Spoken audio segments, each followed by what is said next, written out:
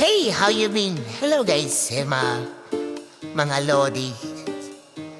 Okay, gagawa tayo ng cheesy garlic bread. Gagawa tayo ng cheesy garlic bread na yun. Ayan, bali, ito yung nag-trending na video natin.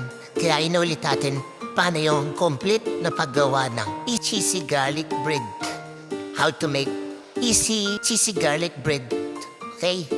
Yan, niluto ko na yung nagluto lang ako ng fresh garlic dyan. Purong garlic, tapos bumili lang ako ng garlic butter sa supermarket. Yung mura lang. Yan, tapos lulutuin nyo yun, yung garlic. Tapos kailangan nyo ng cheese. Ayan, slice cheese lang yan. Tapos nilagay ko lang sa lohit na kawali, yung garlic, tsaka low fire. Yan. Tapos, tsaka natin ibubuhos dun sa garlic bread. Tapos na, ganun lang kadali yun.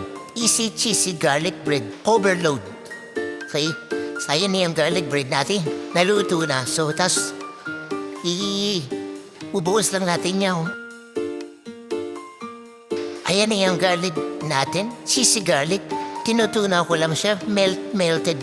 Mini-melt ko lang siya para pag binuhos natin sa garlic bread ay ma-incorporate siya mabuti doon sa tinapay. Ayan, lalagyan natin yung cheesy garlic. Bubuhos ko lang yan sa ibabaw ng garlic bread. Medyo lang siya. Di natin matansya kung gaano karami yung ginawa natin garlic bread. Cheesy garlic. Kaya pwede na. Kakain na tayo. Ipaparehas ko siya dun sa aking pagkain na pesto pasta. Pesto pasta at cheesy garlic bread. Yan na po yung ating easy cheesy garlic bread. How to make easy cheesy garlic bread. Tadaan! Kakain na.